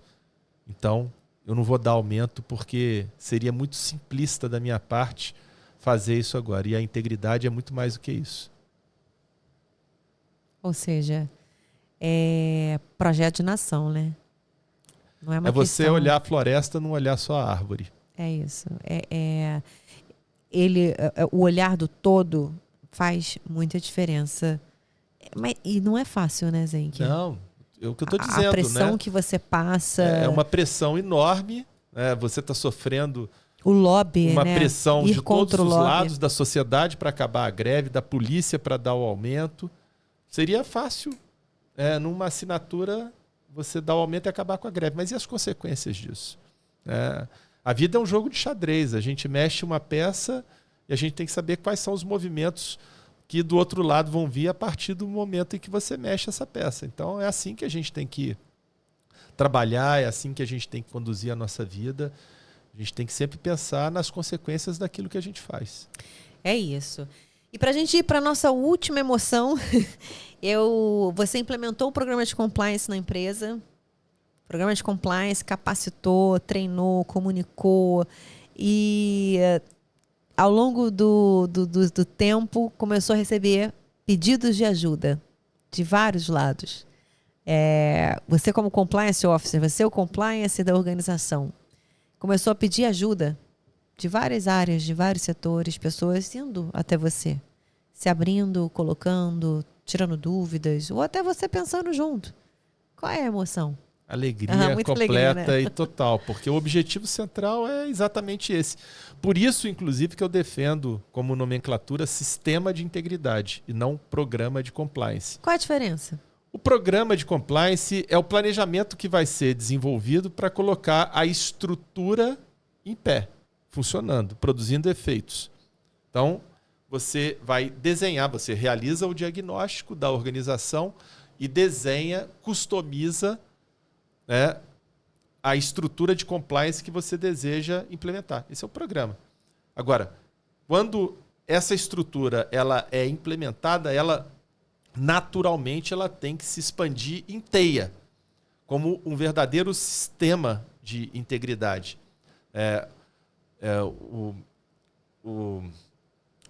Existe, inclusive, uma referência em paralelo, né, que é feita de mecanismo de integridade, mas eu não gosto muito de mecanismos, porque eu lembro da série da Netflix, como eu fui compliance officer da Petrobras, aquilo me causa um certo calafrio.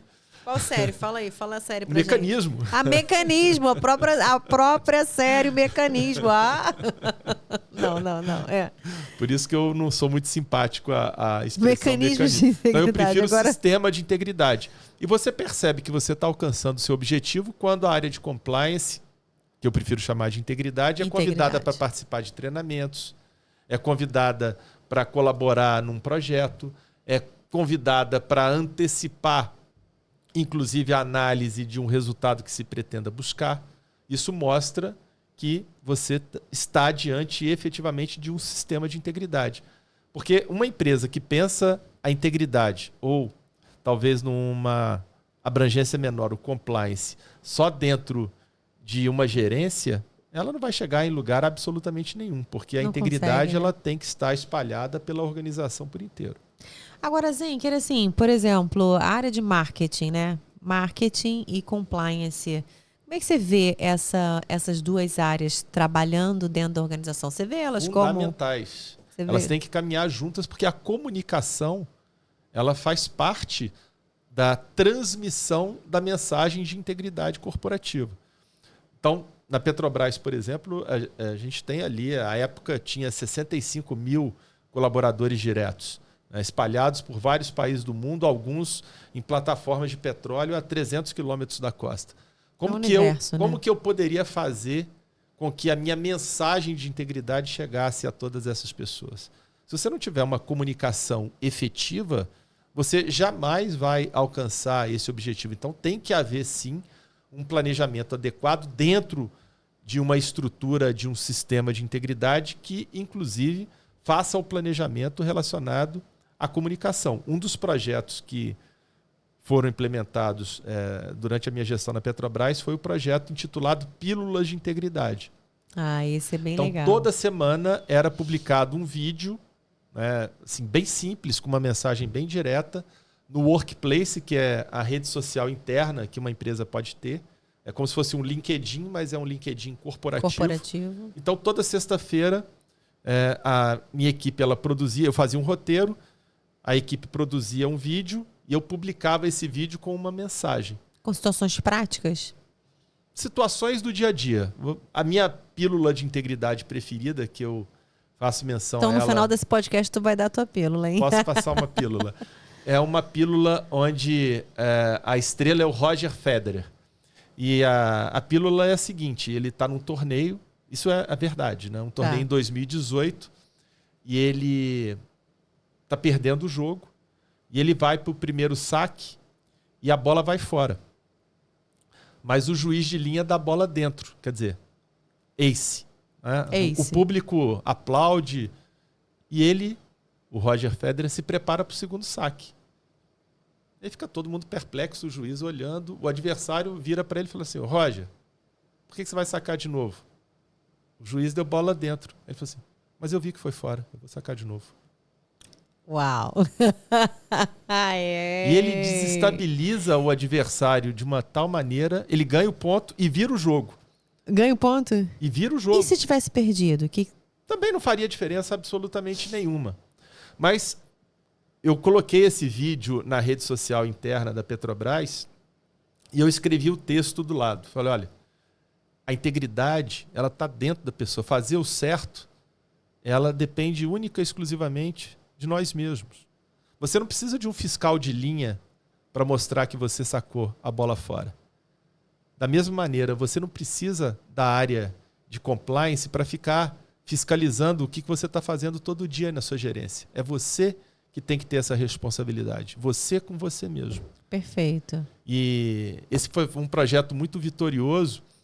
Eu até pedi para fazer um levantamento quando eu saí. Era uma pílula que era publicada semanalmente. Toda sexta. E no final da minha gestão, Esse foi um projeto que teve 320 mil visualizações. Uau! Lá no próprio ferramenta interna? Dentro da... Nessa eu pedi para somar interna. quantas visualizações as pílulas tiveram ao longo das semanas. Somando todas as visualizações, 320 mil visualizações. Quer dizer, as pessoas interagiram. Assistiam. Não só essa, né? Porque eram semanais. Né? Mas, quanto tempo você ficou, Zenger, na Petrobras? Eu fiquei, no total, 2 anos e meio. 2 anos e meio. Como diretor, 2 anos. Então foram muitas pílulas. Foram muitas pílulas. Mas o que é interessante, você vê como é que a cultura de integridade é algo que é capaz de ser absorvido. De ser medido, hein? E de ser medido. No dia da minha despedida, um gerente, que é meu amigo até hoje, ele virou para mim e falou assim, olha, só tem uma coisa que eu quero discordar de você, de tudo que foi feito aqui durante a sua gestão. Você disse, ele falando para mim, você disse que a gente tem que usar as pílulas no nosso dia a dia aqui dentro da Petrobras. E nisso você está enganado, porque eu ficava esperando você publicar a pílula sexta-feira para passar para os meus filhos. Aí... Ó o Laquinho. É sobre isso. Que maravilhoso, Zenker, porque isso muda, isso é gratificante, né? Ou seja, eu tenho... Uma vez eu refleti também sobre algumas questões e falei que compliance começa em casa. É real, né? Você vê, ele quer levar para casa, naturalmente porque ele se preocupa com o maior patrimônio dele, que são os filhos. E integridade vem de integritude, né? Integritude. Não dá para você ser íntegro só dentro da empresa no horário de expediente. Ou você é, ou você não é. Aliás, um conceito que é daí derivado, que empresas hoje têm implementado, eu procuro até oferecer isso no meu dia a dia profissional, é o conceito de decoro profissional. Quer dizer, se você se envolve com uma prática irregular fora da empresa, fora do seu horário de trabalho, num momento de lazer, isso pode gerar também uma consequência para a imagem, para a reputação, para a marca da empresa.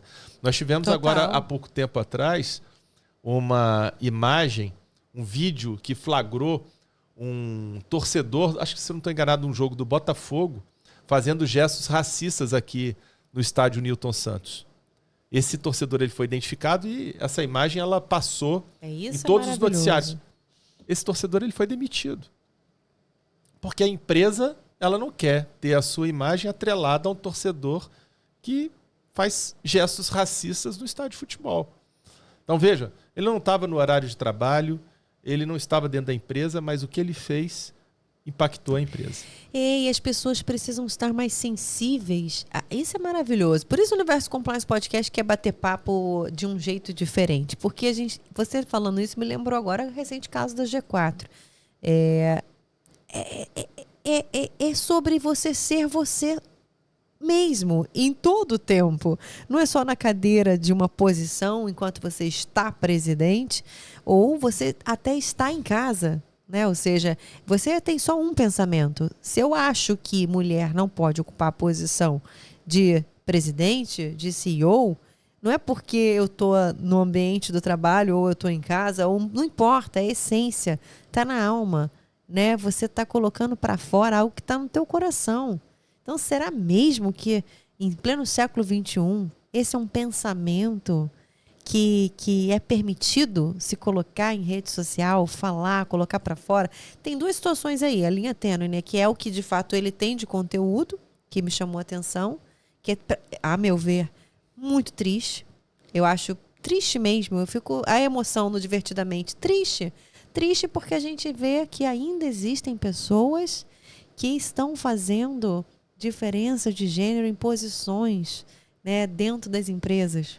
Isabela, tem uma coisa que eu acho que ainda é pior, porque... Tô sendo gentil, né? Tô sendo gentil, tá? Saindo de uma mulher... Mas uma das etapas da implementação de um sistema de integridade é a meritocracia. E a meritocracia que eu defendo num sistema de integridade é a meritocracia verdadeira. A meritocracia do Michael Sandel, que escreveu um livro cujo título é A Tirania do Mérito. Então, nós temos que repensar o mérito. E de que maneira? Porque hoje a gente faz uma leitura de mérito olhando só para a linha de chegada. Então, você vai premiar quem entrega mais. Agora, quem é que entrega mais? Como entrega? Não, quem é que entrega mais? Quem entrega mais é quem larga na frente. Se você larga na frente, você vai chegar na frente naturalmente. Então, a meritocracia verdadeira, na linha do pensamento do Sandel, é a meritocracia que coloca luzes na linha de largada. Pensando seja, na diversidade, origem, né? Diversidade social, diversidade de gênero, diversidade racial. E aí, assim, o que eu fico triste de episódios como esse é porque isso mostra um desconhecimento técnico muito profundo. Muito. Quais são as organizações Muito. hoje que apresentam melhores resultados?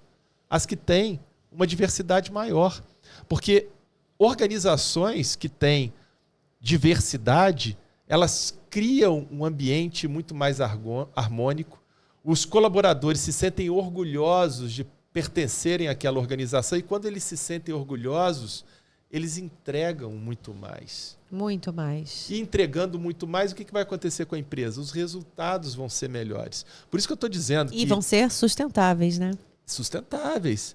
O sistema de integridade ele tem por objetivo produzir resultados melhores. Então, esse pensamento ele é um pensamento completamente retrógrado e ultrapassado. E mostra que não tem um sistema de integridade naquela organização. E você diminuindo a diversidade, você vai fazer com que a empresa apresente resultados piores. Então, no final do dia, eu até vi depois uma entrevista dele dizendo que, na verdade, ele está tentando ali monetizar essas referências. Eu acho que, na verdade, ele está gerando prejuízo. Porque quando a gente preza por um ambiente de diversidade...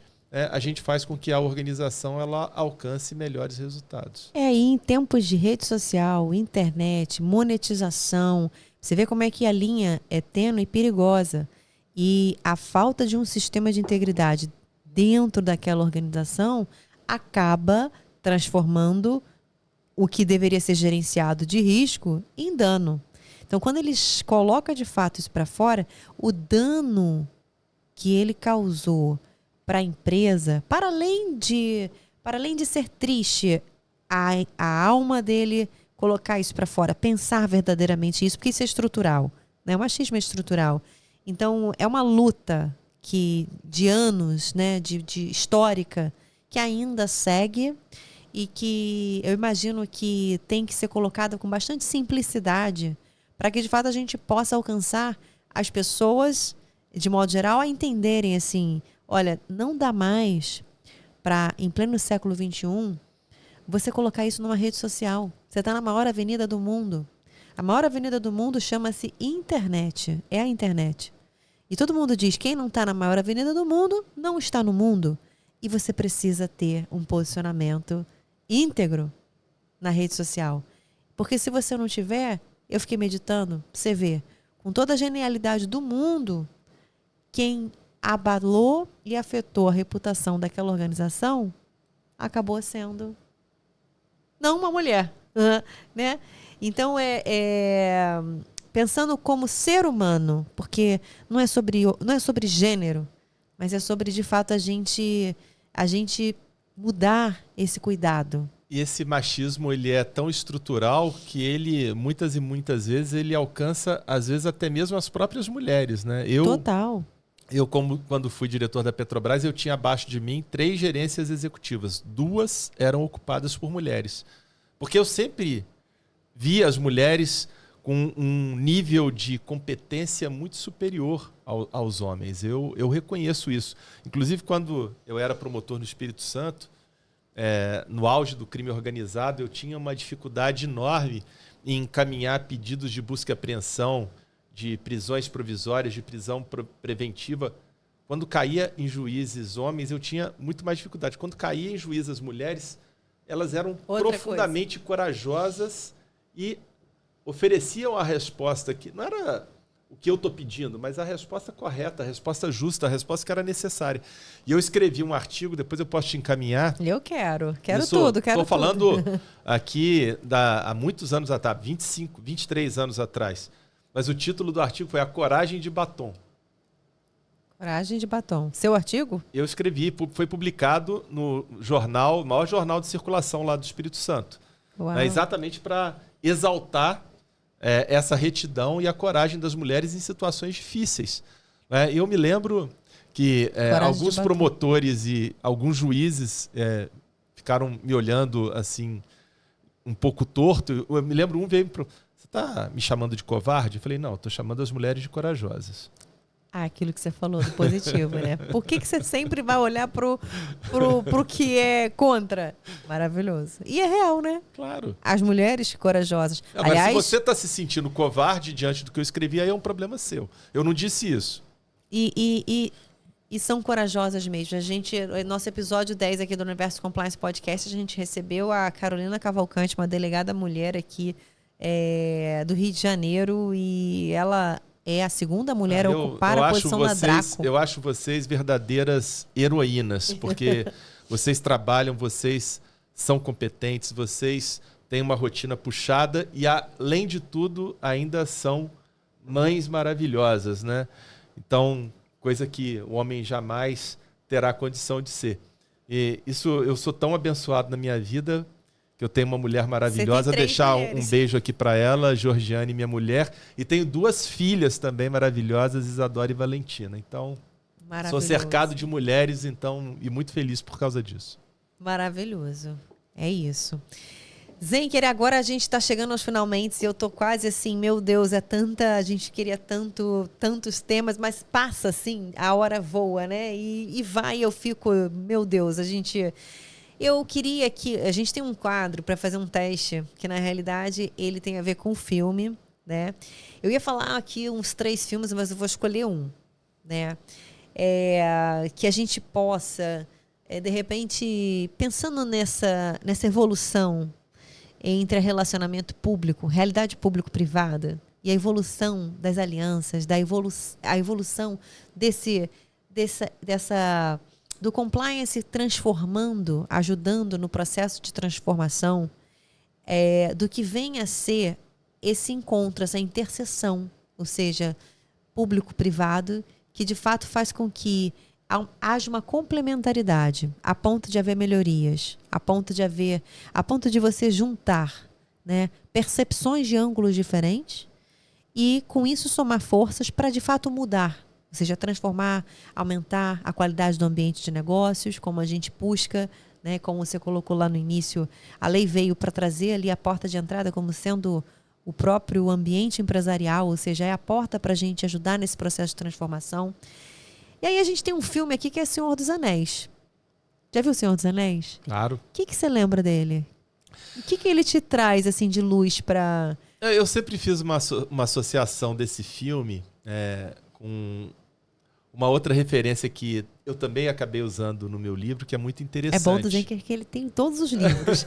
É uma enciclopédia, gente. A gente tem o Anel do Poder, né, do Senhor dos Anéis. E no meu livro eu usei uma referência muito interessante para tratar da integridade, que é o Anel de Giges. Não sei se você já ouviu essa história. Giges, na verdade, ele encontrou esse anel. Aí tem todo um contexto que faz parte da história, que eu não vou aqui entrar no detalhe. Mas o fato é o seguinte, ele viu o anel, estava no dedo de um gigante, ele conseguiu subtrair o anel, colocou no dedo. E ele percebeu que quando ele girava o anel no dedo, ele ficava invisível. Ele ficava invisível? Ele ficava invisível. E aí, quando ele percebeu que ele ficava invisível, ele começou a praticar toda a sorte de atrocidades no reino onde ele vivia.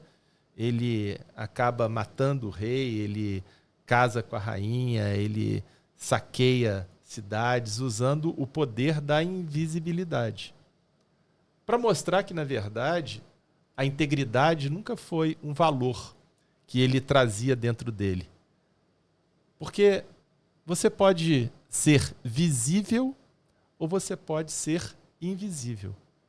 A prática correta ela tem que ser absolutamente a mesma. Então, o anel de Giges ele dá exatamente essa conotação para mostrar que, na verdade, as nossas condutas elas têm que ser pautadas não porque você está sendo fiscalizado por alguém, não porque você tem preocupação com uma sanção que você pode sofrer, Não porque as pessoas estão vendo o que você está fazendo. A sua conduta tem que ser absolutamente a mesma, esteja alguém olhando para você ou não. Porque o compromisso que você tem é com você mesmo, com a sua consciência, com a sua essência. E não com aquilo que as pessoas... Aliás, essa é a diferença entre honestidade e integridade. O honesto faz aquilo que é certo porque ele tem uma preocupação com a imagem, com o rótulo de ser honesto, aos olhos de terceiros. Se ele puder fazer alguma coisa errada e as pessoas continuarem achando que ele é honesto, isso para ele é o quanto basta. O íntegro não. Ele tem um compromisso com ele mesmo. É aquilo que os americanos chamam de walk and talk. Você internaliza valores, você defende esses valores e no momento em que surgem as situações problema, você pratica esses valores. O íntegro saca de novo, né? O íntegro ele pode ter o anel, ele pode ficar invisível, ele pode ficar visível, que ele vai continuar agindo absolutamente da mesma maneira. Isso é maravilhoso. E Senhor dos Anéis, essa diferentes povos, na verdade, se a gente fosse o grande problema que existe de resolver essas questões estruturais, né, do Brasil, de modo geral, essa complexidade desse ambiente público-privado, ou seja, em contratações, vamos trazer para um campo mais prático, em contratações, é sempre um tabu. É assim, né? Voltando para o filme, né, é o anel do poder. Agora, quem usa o anel, na verdade, o filme ele é todo centrado em torno disso, né, de você exercer o poder para si próprio. Quando, na verdade, quando você tem o poder, você tem que exercer o poder em prol do interesse público. Aliás, esse é o conceito de ética. É isso. É você sempre pensar naquilo que o outro vai sentir da ação que você realiza. Você está sempre pensando, em primeiro lugar, na consequência para o outro. Depois, na consequência para você. Em primeiro lugar, o outro, né? Aí a gente remete até a respeito, né? Eu gosto do Lucena. Lucena, aliás, o Lucena tá chique agora, ele tá lá fora, tá em missões, mas ele fala muito bem sobre cultura justa. E aí ele remete muito ao tema de olhar para o outro. Nós dependemos do outro, né? O outro é que faz a gente ser a gente. Nunca tinha olhado por essa ótica. Esse é o conceito mais clássico da ética, né? É você agir sempre em prol da coletividade. O que você está fazendo hoje, de que maneira que isso impacta a coletividade. E isso acaba modulando muito melhor a sua conduta pessoal. A gente vive em sociedade. Se a gente não agir em prol da sociedade, se cada um pensar em si próprio, a gente vê um processo de degradação social muito grande, que é o que a gente tem experimentado agora no passado mais recente. Perfeito. Então, integridade é olhar o inteiro, né? Vem de integritude. Aliás, tem uma vez eu estava participando de um evento virtual com o ex-ministro do Supremo, Carlos Aires Brito. Ele é um defensor da Constituição e o tema era exatamente a integridade como princípio vetor da administração pública, a integridade pública. E a gente falou disso durante quase uma hora, fizemos esse debate, aí no final veio uma pergunta para ele, da audiência, falou: ministro, a pergunta foi dessa maneira, o senhor falou no princípio da integridade, mas esse princípio não está na Constituição.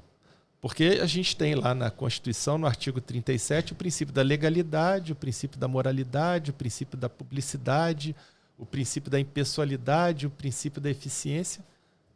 Não está escrito integridade. Aí ele virou e falou assim: não precisa de estar.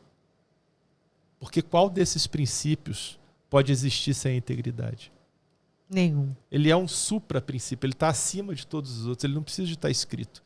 Ele é um princípio que traz, a partir dele próprio, subprincípios que são todos esses outros. Você falou respeito, você falou numa série de outros princípios aqui hoje nesse podcast que tem relação direta com esse princípio. Eu adoro que o Código de Conduta Ética do Einstein.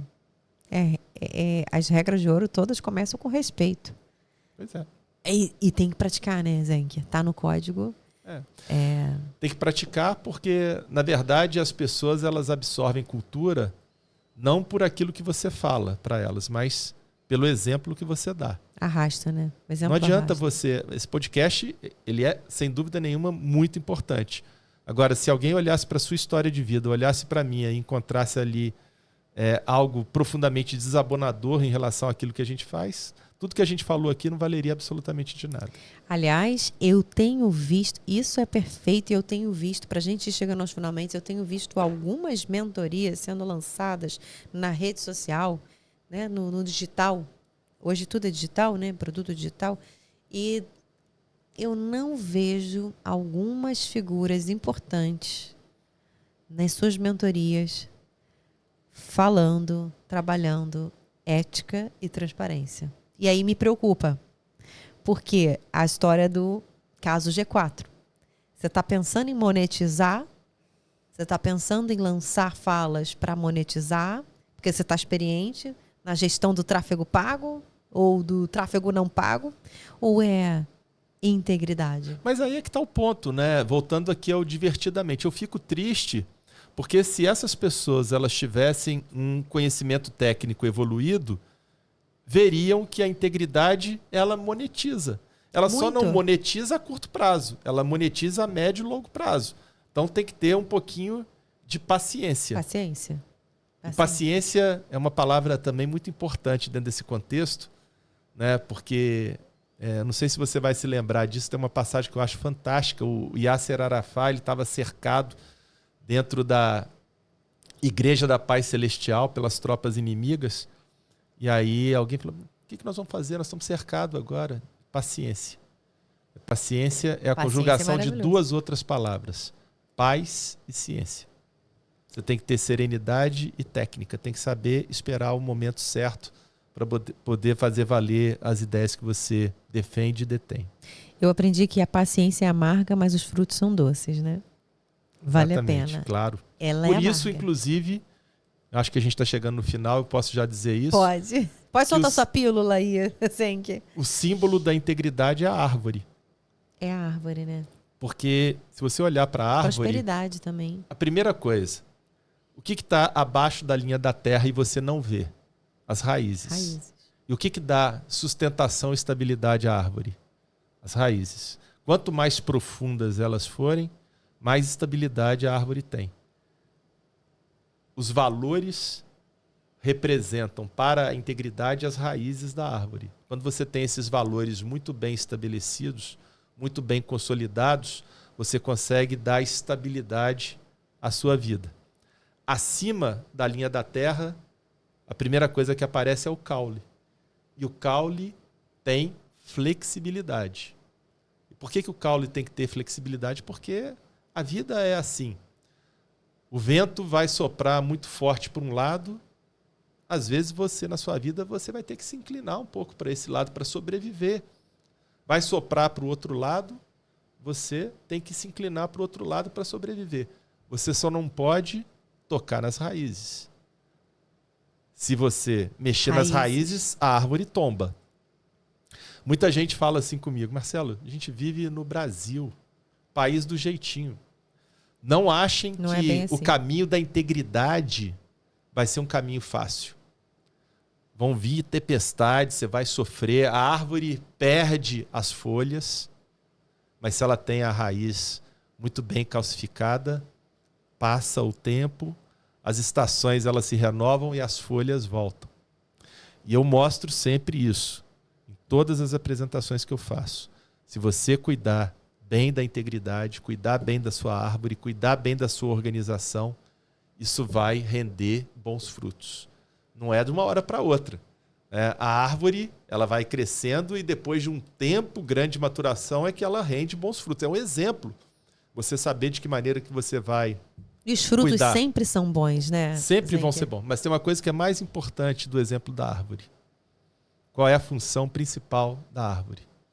Gerar sementes para que a gente possa espalhar a integridade pelo mundo todo. É o que você faz aqui com esse podcast fantástico, é o que eu procuro fazer na minha vida, porque a gente tem mesmo a missão de semear os valores da integridade. Plantando sementinhas, né? Zenker, bom, mas eu vou querer ouvir a pílula. Pensando nisso, Primeiro, eu quero muito agradecer aqui. Acho que o Zenker deu agora uma aula pra gente de compliance sem falar a palavra compliance, ou integridade sem falar.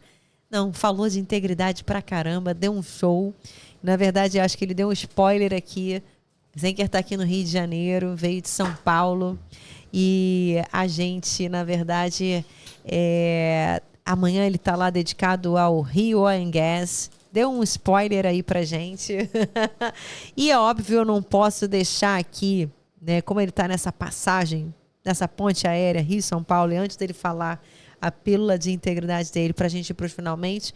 Zenker, eu queria muito agradecer seu tempo. Eu digo que nada mais precioso do que o tempo de uma pessoa.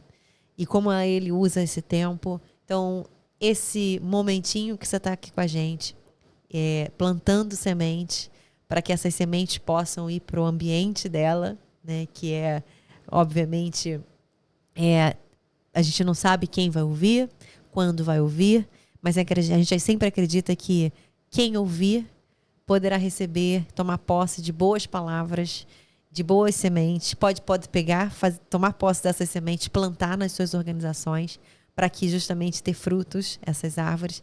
E eu queria muito trazer aqui um mimo do Compliance, do Universo Compliance Podcast para você. A gente está lançando aqui em parceria com a Xerrio, que é nossa... Tem aqui para você o laquinho, que a gente fala de ética para crianças, aproveitando que outubro é outubro rosa, a gente está no setembro amarelo aqui, pensando nisso. E outubro rosa, a gente tem as nossas crianças. Então, vamos falar e queria dar esse mimo aqui para você, que a Xerrio ajuda a gente a desenvolver com tanto carinho.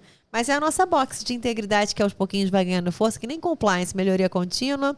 E ela vai ganhando cada hora uma novidade, um elemento novo. Para quem não viu os filmes Elementos, também vale a pena. E o elemento novo dela é você o primeiro a receber a caneca do Universo Compliance Podcast com seu nomezinho para você usar ela. Não fica usando muitos copos, usem a canequinha, beba sua água e se hidrate bastante. E que você possa sempre ser essa pessoa, esse ser, né? Eu digo, antes de humano, você é um ser especial, uma pessoa que está sempre disponível, acessível, e eu acho que não tem preço. Isso não tem preço, não tem dinheiro no mundo que pague. Então, eu queria muito agradecer a sua participação hoje aqui com a gente no 12º episódio do Universo Compliance Podcast, um projeto que está só começando, e ele começou muito bem. Ele começou aqui com... Eu convido as pessoas que eu digo que, para mim, na vida, tudo que faz sentir, faz sentido. E se eu sinto que tem integridade, a gente consegue juntar forças e fazer disso aqui algo que pode mudar a vida de uma pessoa que um dia vai assistir. A minha palavra final é uma palavra de gratidão. Eu fui presenteado com um convite e ainda chego aqui, sou presenteado novamente. Vou guardar com muito carinho. E eu me considero mesmo uma pessoa especial, Isabela, porque quando a gente procura agir dessa maneira, sempre pensando nesses valores, a quantidade de pessoas maravilhosas que cruzam o nosso caminho é, sinceramente, fantástico. Então, assim, eu sou especial pelos amigos maravilhosos que eu tenho, meus amigos que me acompanham nessa jornada, e ter você como amiga é, para mim, uma dádiva muito grande. Eu queria te agradecer e te dar os parabéns por esse trabalho fantástico que você faz, disseminando a cultura de integridade, espalhando as sementes da integridade pelo mundo. Muito obrigada. E a gente não tem como não agradecer a LEC, né? Por proporcionar essa família que só cresce, esse grupo que, de fato, cada dia mais acredita no mundo melhor. Eu também tenho uma gratidão enorme pela LEC, porque quando eu voltei para o Brasil, eu falava aqui do doutorado, a primeira organização que me deu oportunidade para dar aula de compliance foi a LEC. Olha isso. Inclusive, me abraçaram, tenho um carinho enorme pela Alessandra, pelas oportunidades que ela me deu. Eu sempre falo muito isso com ela, porque foi a partir dali que eu comecei a trabalhar de uma maneira mais técnica esse tema aqui no Brasil. Então, eu já falei com a LEC que Para qualquer projeto que eles tenham, a minha resposta é sempre sim. É isso. Eu falando sim até o fim da minha vida, eu ainda vou estar em dívida. Falar sim é dizer sim à integridade. Sempre, né? sempre. Zenker, muito obrigada. E espero que os próximos episódios a gente consiga fazer cada vez melhor. Mas olha, o de hoje foi muito especial, porque a gente teve uma aula, primeiro que público-privado, essa realidade, me toca muito pela própria atuação também nesses dois ambientes, né, ao longo da carreira, mas poder contar com a sabedoria de um professor, de um mestre, e que navega com tanta simplicidade falando de temas duros, desafiadores, difíceis, complexos, mas com a simplicidade que você trouxe aqui hoje para o podcast foi, sem sombra de dúvidas, foi um privilégio. Então, gratidão. Obrigado a todos que ouviram até o final. E a pílula? Bora? Ele achou que eu fosse esquecer, mas antes da gente encerrar, para o próximo episódio, vamos com a pílula. Eu acho que o seu time lá da Petrobras vai ficar curioso para saber qual a pílula de integridade que você vai soltar hoje aqui para gente no Universo Compliance Podcast. Esse projeto ele foi um projeto longo, né? Como eu disse, de muitas semanas. A gente teve essa que eu trouxe aqui do Roger Federer, que foi uma pílula fantástica, mas foram várias outras. Inclusive no próprio universo do tênis, que eu gosto muito, uma outra que nós produzimos foi exatamente a relacionada às consequências. Porque o Djokovic, num outro torneio, ele perde um ponto e ele, irritado com o erro que ele havia cometido, ele bate a raquete na bola com força e a bola bate exatamente no rosto de um daqueles meninos que pegam a bola e machuca efetivamente. E ele é desclassificado exatamente por conta disso. E muita gente questionou, poxa, mas ele atirou a bola sem querer, ele não pretendia acertar. Mas é uma regra do jogo. E essa regra ela está prevista e mesmo sendo o melhor tenista do mundo, a estrela do torneio, ela gera consequências.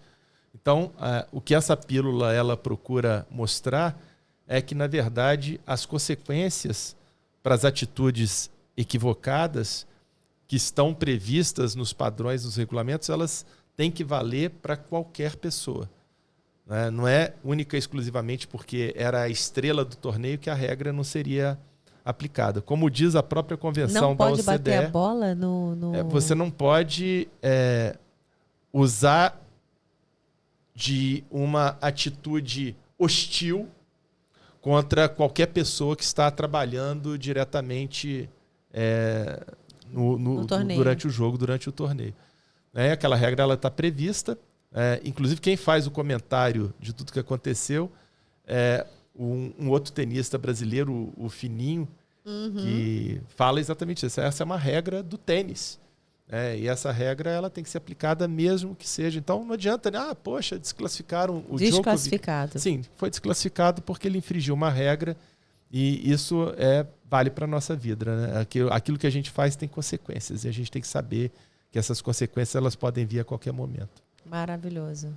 Não, nada melhor do que para aprender compliance falar de regra de jogo, né? Bote palmas aí, Dudu. A produção mandando palmas. Desclassificado. Santista, pessoal. Maravilhoso, Zenker. Bom, gente, a gente então fica aqui com esse episódio do Universo Compliance Podcast. Espero que você possa aproveitar muito, tomar posse de muitas dicas que foram dadas aqui.